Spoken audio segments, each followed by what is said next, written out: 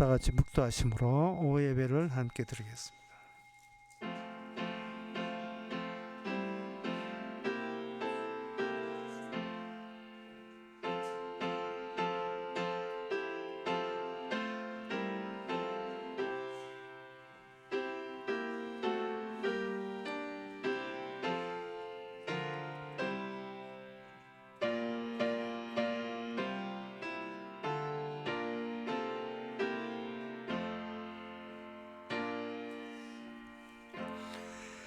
내가 실로 나의 거하는 장막에 들어가지 아니하며 내 침상에 오르지 아니하며 내 눈으로 잠들게 아니하며 내 눈꺼풀을 졸게 아니하기를 여호와의 처소 그 야곱의 전능자의 성막을 발견하기까지 하리라. 하나님 아버지, 우리를 둘러싼 환경, 우리가 어느 세계에 놓여 있는지를 다시 파악하게 하옵소서. 세상으로 둘러쌌는지 주님의 성령으로 둘러쌌는지 늘 감지하는 저희들 되게 하옵소서. 예수님의 이름으로 기도합니다. 아멘. 찬송가 245장 합시다.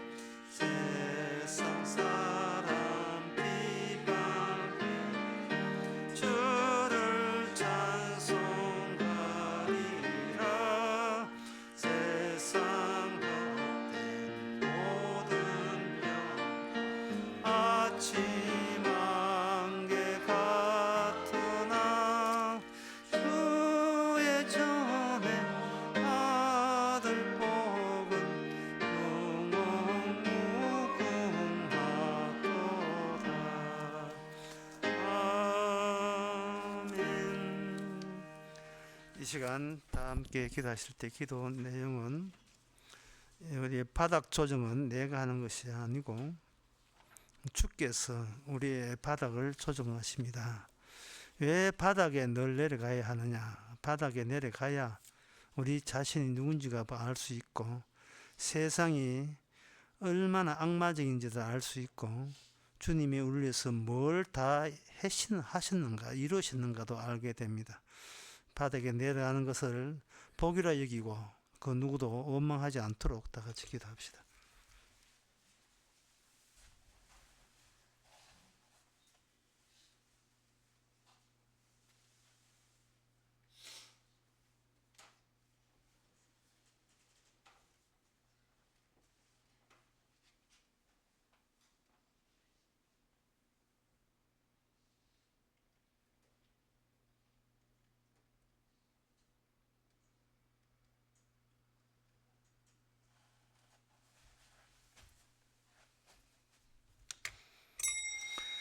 하나님 아버지, 주님의 십자가를 보이는 대로 기피하고 십자가 없는 곳에 나의 야심과 야망이 다가오는 곳에 찾아가기를 원하는 우리 주여, 더욱더 바닥으로 내려가게 하여 주셔서 이 세상 어떤 인간도 아무것도 아니고 세상의 부귀영화도 아무것도 아니고 십자가 피가 또렷하게 보이는 그 자리를 고수하고 유지할 수 있는 저희들 되게 하옵소서.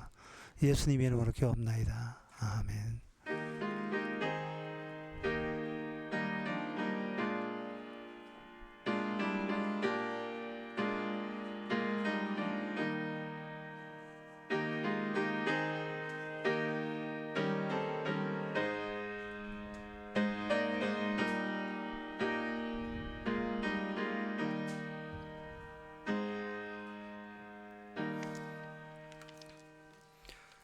하나님의 말씀은 에레미야 34장 2절에서 5절까지입니다.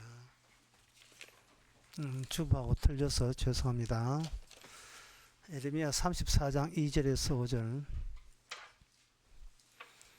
이스라엘 하나님 나 여호와가 이같이 말하노라. 너는 가서 유다 왕 시드기야에게 고하여 이르기를, 여호와의 말씀에 보라, 내가 이 성을 바벨론 왕의 손에 붙이리니 그가 이 성을 불살을 것이라. 너가 그 손에서 벗어나지 못하고 반드시 사로잡혀 그 손에 붙임을 입고 내 눈은 바벨론 왕의 눈을 볼 것이며 그 입은 내 입을 마주 대하여 말할 것이요 너는 바벨론에 가리라. 그러나 유다 왕 시드기야여, 나 여호와의 말을 들으라. 나 여호와가 내게 대하여 이같이 말하기를, 너가 칼에 죽지 아니하고 평안히 죽을 것이라. 사람이 너보다 먼저 있는 내 열조의 성왕에게 분향했던 일례로 내게 분향하며 너를 위하여 예통하기를 슬프다 주여 하리니 이는 너가 말하였음이니라. 여호와의 말이니라. 아멘. 시드기야라는 인물 등장합니다. 왕입니다. 왕인데 무엇을 보여주는 역할을 하느냐.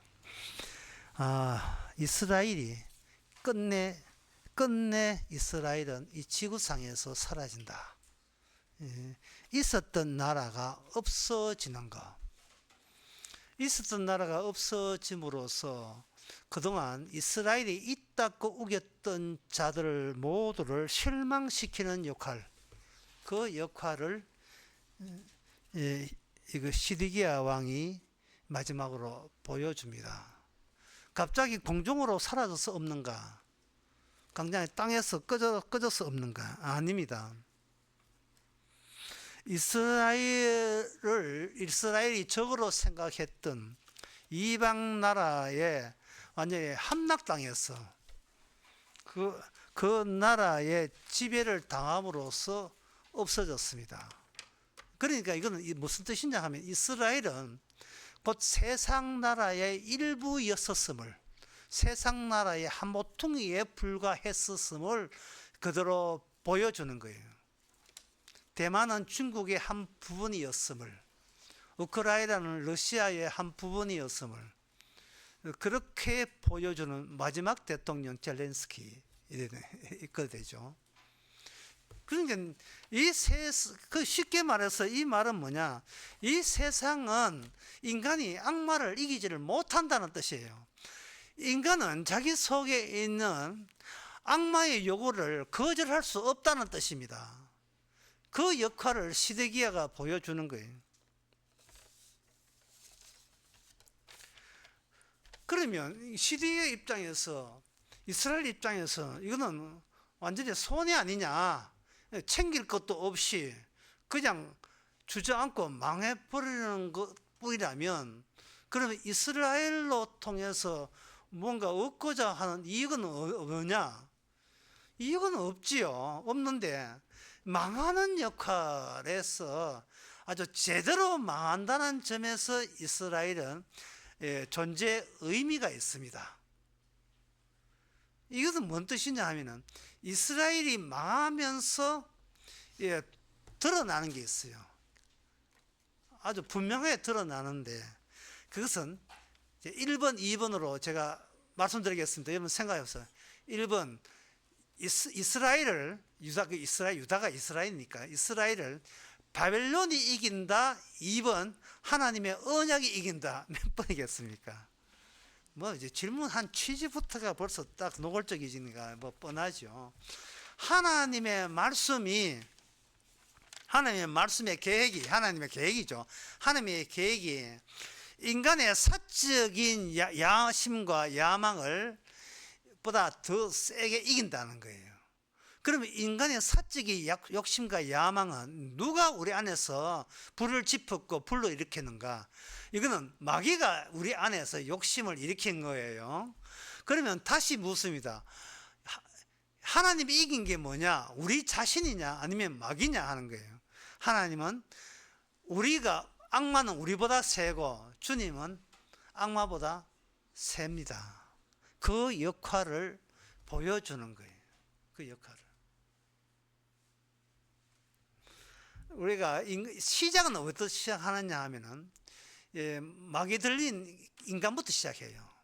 막이 들린 인간의 시작은 이래 됩니다. 나의 자존심은, 나의 위신은, 나의 명예는 어디 가서 찾지?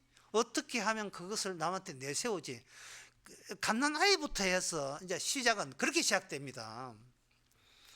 사람이 전쟁하는 이유는 두 가지 요소 때문에 이 세상에 전쟁이 있어요. 이 세상에 무수한 많은 전쟁이 있습니다. 전쟁은 딱 두 가지 이유 때문에 그렇습니다. 첫 번째는 하나의 자원이 부족해서 전쟁을 일으켜요. 고려 때 주몽 그 드라마 나오지요. 그 주몽 그 드라마 쭉 나오고 우리나라의 고대 그 역사극 역사극 쭉 보면 뭐 전쟁이 일어나야 뭐 드라마가 재밌어 싸울 거 아니겠습니까? 임진왜란 일본하고 한국 싸우는 게 이순신하고 싸우죠. 싸우는 그 싸움. 그 도대체 왜 싸우냐 이 말이야. 왜 싸우느냐? 주몽 때 싸웠던 그 고려 전쟁은 소금 때문에 싸워요. 소금. 인간이 옛날부터 귀하게 여겼던 그 물질이 소금이었습니다. 소금, 그 다음에 철광산. 이런 자원의 문제 때문에 그러면 계속 싸웠던 겁니다. 그래서 전쟁을 왜 하는가? 자원 때문에 싸운다. 히토로 때문에 싸운다. 석유 때문에 싸운다. 이래 보시면 되는 겁니다. 미국이 후티 반군을 왜 쳤느냐? 그 자원을 제대로 수송하려고 하는데 방해하니까 전쟁을 일으킨 거예요. 그러면 전쟁은 자원이 풍부한데 넉넉한데 왜 싸우느냐? 두 번째가 있습니다. 명예 때문에 싸웁니다. 명예. 인간의 자존심 때문에 싸우는 거예요. 그게 창세기 4장에 나옵니다. 가인 형이 동생을 죽이는 이유는 자존심 상해서 죽인 거예요.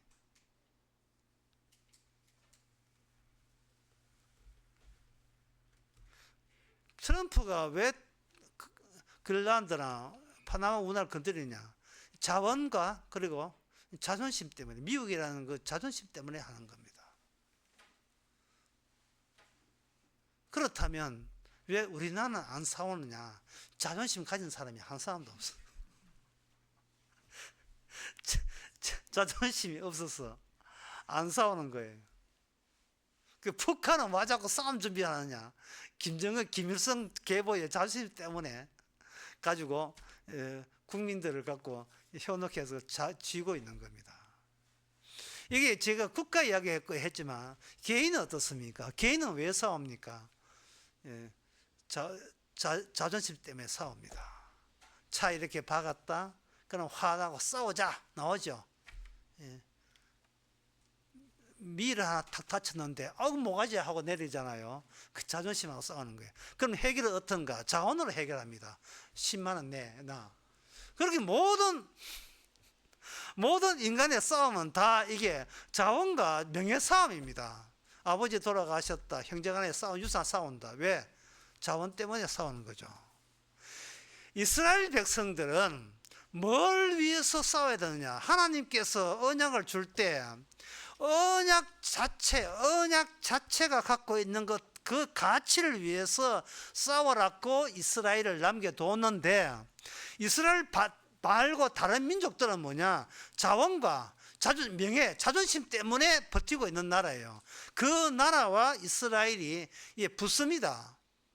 붙을 때 나중에 이스라엘이 한결같이 언약을 위해서, 주님을 위해서, 주님 이름을 위해서 싸우면 될 텐데, 그들이 도중에 그 자존심을 포기를 했어요. 포기를 했다는 것은 언약을 버렸습니다. 언약을 버리고 그들과 마찬가지로 이 약속의 땅은 우리 땅이다 하는 그 자원 확보와 자기의 명예심, 자존심 때문에 버티다가 결국 망했습니다. 그러니까 이스라엘이 망했다는 것은 이스라엘에게는 더할 나위 없는 축복이에요. 무슨 축복이냐? 하나님 말씀 살아있네, 이러는 거예요. 하나님의 언약이 우리가 시답지 않게 여기가지고 뭐 지키나 안 지키나 뭐 관계 있어 이렇게 했는데, 과연 하나님의 말씀이 살아있구나.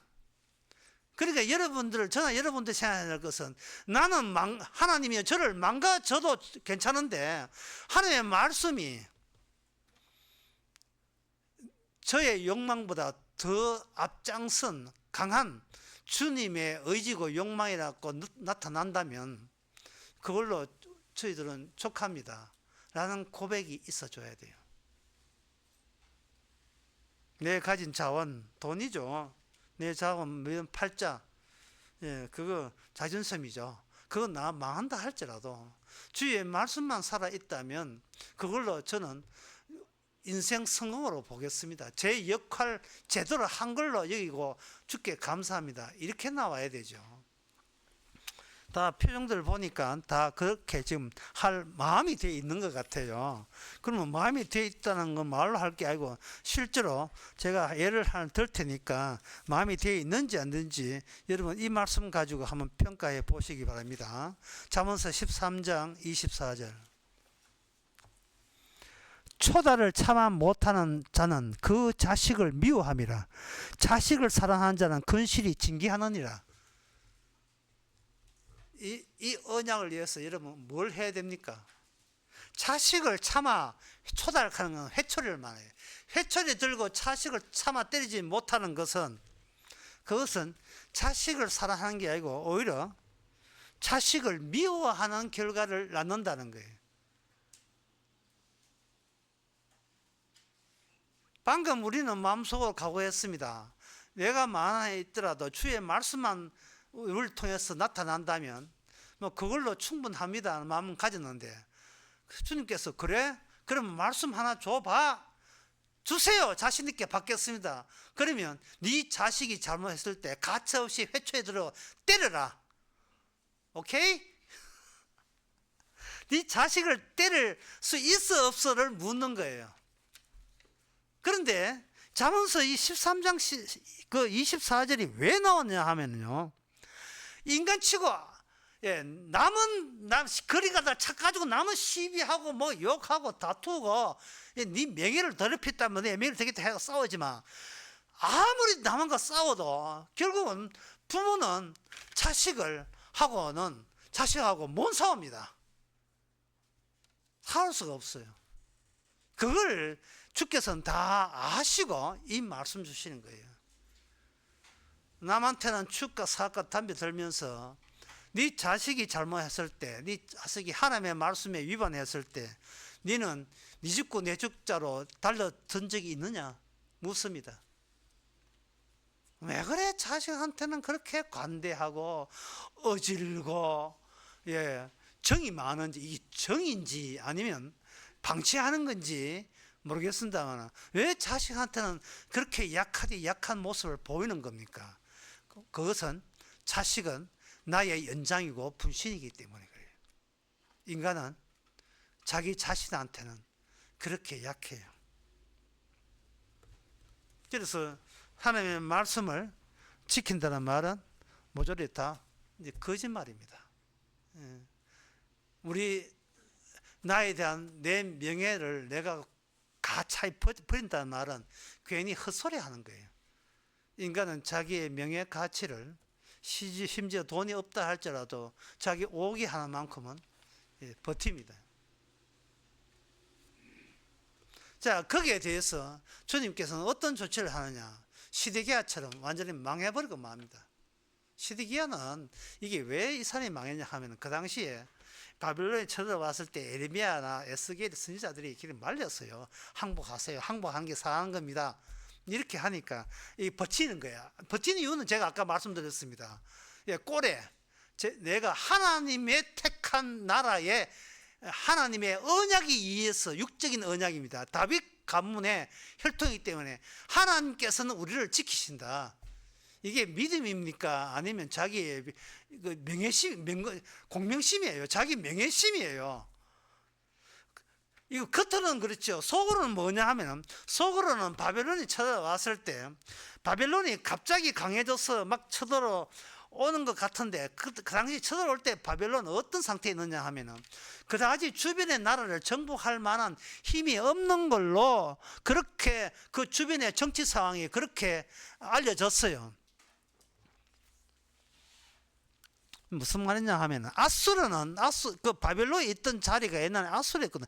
아수르는 대단히 센데 바벨론은 그렇게 센 나라로 그렇게 크게 성장할 줄을 주변 나라들이 외교상으로 아무도 몰랐던 겁니다. 그래서 뭐가 형성됐냐 하면은 바벨론이 강해서 우리나라를 칠 수 있다 할 때에 다른 나라가 연맹을 맺으면 다시 단합을 하되 그 우두머리가 애굽 나라예요. 애굽 나라가 다른 동지들 친구들 저 바벨론 겁먹지 마. 내가 나서서 바벨론 이길 수 있어. 그러니까 너희들은 내 편 들어. 애굽 편 들어야지. 바벨론 들지 말고 우리 편 들면 내가 알아서 바벨론 지켜줄게. 라는 정치적인 분위기가 굉장히 형성되었습니다. 여러분 이 이야기가 그 옛날 이야기로 머물지 않아요. 인간은 눈에 보이는 게 다 하잖아요. 그 눈에 보이는 그 정치상을 해석하면서 그 한 기본은 뭐냐 하면 내가 어떻게 하면 버티면 예전처럼 내가 건사할 수 있느냐. 오로지 그 한 가지 뿐이에요. 언약, 말씀, 십자가, 복음 하나도 다 없습니다. 이 복음이라는 말이 무슨 이야기냐 하면 기쁜 소식이거든요. 기쁜 소식이 어디서 기쁜 소식의 그 토대가 어디서 나오냐 하면 유월절에서 나왔어요. 유월절에서 양의 살을 먹고 양의 피를 발라라. 그러면 산다. 이게 바로 언약의 핵심이고 복음의 내용이에요. 그러니까 복음이라는 것은 어떤 경우냐 하면은 우리가 이미 죽었다고 했을 때 그걸 인정할 때 내가 이 땅에서는 살 가치도 없어. 이미 어제부로 죽어도 우리는 상관없어. 언제 죽어도 소용없는 거야. 가치 없어. 명예, 자원 필요 없어. 나는 이미 죽었어. 라고 할 때만 뭐가 보이느냐? 예수님의 살과 피가 보이는 거예요. 그래서 그게 기쁜 소식이라는 거예요.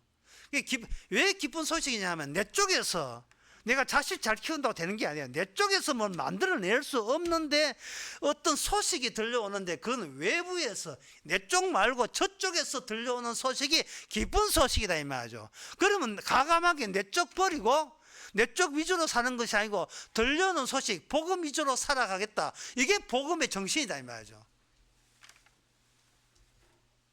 그러니까 이스라엘이 복음의 정신을 버린 거예요. 스스로 살려고 한 겁니다. 자, 그러면 이제 하나님의 조치가 있어야 되겠죠. 자, 형편이 이렇다. 해봐야 못 이긴다. 이 시드기야는 까불다가 애굽 믿다가 당해가지고 이제 눈도 뽑히고요. 자식 둘도 다 죽고 마지막은 이렇게 장님이 된 채 바벨론에 가가지고 경건히 이렇게 별 탈 없이 마지막 죽는 거예요. 오늘 본문이 그 이야기합니다. 하나님이 예레미야에게 네 끝은 편안해 죽을 것이다. 근데 그 어느 정도냐? 네 선조하고는 달리 죽을 것이다. 선조가 어떤 선조? 여호야김 그 작살났어요. 그 너희들 선조 애굽을 의지했던 선조보다는 너희들이 낫지 아니하냐. 근데 그게 처참한데 덜 처참하게 인생 마감해 줄게. 그 정도는 이제 주께서 시드기야에게 예언을 하신 겁니다. 결국 무슨 말이냐 하면 왜 내 말 안 들어 마한대 했잖아 라고 한 거예요. 자, 그러면 주님의 조치가 뭐냐? 주님의 조치가 시편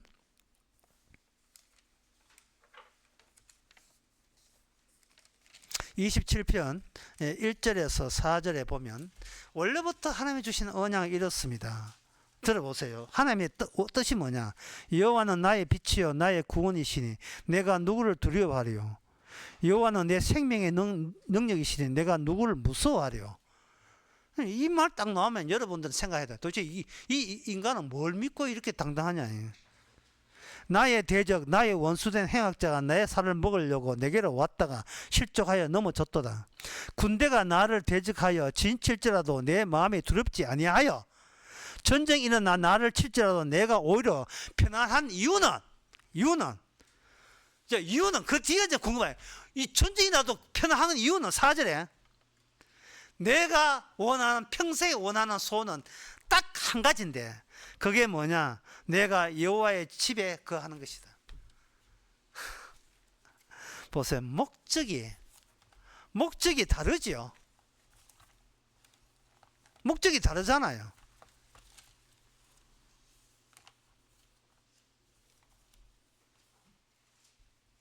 왜 이렇게 목적이 다를까요? 이 사람은 우리나라가 뭐 북한에 잠긴다 걱정 안 해요. 왜? 내가 갈 곳은 이 땅이 아니고 하나님의 성전이기 때문에 하늘나라이기 때문에 걱정을 안 해요. 왜 걱정을 안 하느냐? 이건 말씀드리고 마치겠습니다. 왜 걱정을 안 하느냐? 왜 하늘나라 가는 것이 그렇게 좋으냐? 잠언서 15장 11절에 이런 내용이 나옵니다. 업무와 유명도 여호와 앞에 드러나거든 하물며 인생의 마음이에요. 다시 한번 업무와 유명도 여호와 앞에 드러나거든 하물며 인생의 마음이래요. 이 말은 뭐냐 하면 사람이 죽고 난 뒤에 가는 곳이 엄부입니다. 죽은 자들의 모인 곳 장소가 엄부예요. 이 생이 아니고 저 생이. 저 생인데 그 저 생이 누구한테 노출된다고요? 누가 모집했다고요? 여호와 앞에 훤하게 다 드러나는 거예요. 그러니까 이 여호와의 언약은 말씀은 이 땅에서 얼마나 잘 먹고 사는 사이에 여기에 국한되는 것이 아니고 죽고 난 뒤에 죽은 자들이 모여있을 때에도 효과 있게 능력 있게 하나님의 말씀이 먹혀 들어간다는 게 언제? 죽고 난 뒤에도. 그러니까 너는 뭘 생각하느냐? 내가 살았다고 생각하지 말고 죽었다고 생각했을 때 이미 내 손발 다 묶였을 때에 그때 하나님을 위해서 네가 어떻게 살 건가 생각해봐라. 그때 그 기쁜 소식이 복음이라는 거예요. 뭐 재주 있고 뭐 남한테 큰 소리 치고 이래가지고는 이 복음이 안 들어요. 먹히질 않아요. 두 손 다 바뀌고 뭐 할 게 없어. 이미 죽었는데 내가 바라는 것은 전쟁 뭐 안 무서워, 실패 안 무서워, 성공 뭐 별로 좋아하지 않아. 뭔데? 여호와의 집에 영원히 거하는 것이다. 이게 인간이 살아있다는 것과 살아있는 것을 원하는 것이 이처럼 하나님의 복음을 얼마나 방해하고 있는지를 우리가 아셔야 됩니다. 살아있으니까 자식 챙기고 뭐 챙기고 손자 손녀 챙기고 다 챙기고 살아있으니까 살아있는 이야기를 쭉 하잖아요. 그런데 여러분들은 이제 마음속에 어떤 마음이 있어요? 내가 죽었다고 쳤을 때, 이미 죽었다고 쳤는 게 이미 죽었죠. 죽었을 때 진짜 나의 한 가지 소원, 여기 시편에 나온 말씀처럼 나의 한 가지 소원, 내가 평생의 한 가지 소원은 영원히 주의 집에 거하는 그것이다. 생전에 주의 여호와의 집에 거하는 그것이다. 지금부터 하나님의 복음만 했어. 복음만 있으면 족하다 하는 주님의 언약의 역할이 우리를 통해서 마음껏 나의 욕심에 가리지 않고 발휘될 수 있도록 여러분들을 주님 앞에 내어주시기를 바랍니다. 기도하겠습니다. 하나님 아버지, 참 어리석기 짝이 없는 세상 사람들, 그 중에 하나가 우리가 아닌지 돌아보게 하옵소서.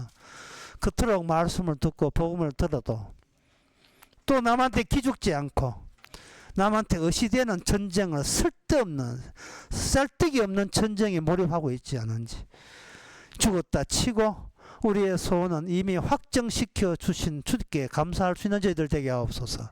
예수님의 이름으로 기도합나이다. 아멘. 찬송가 257장 합시다.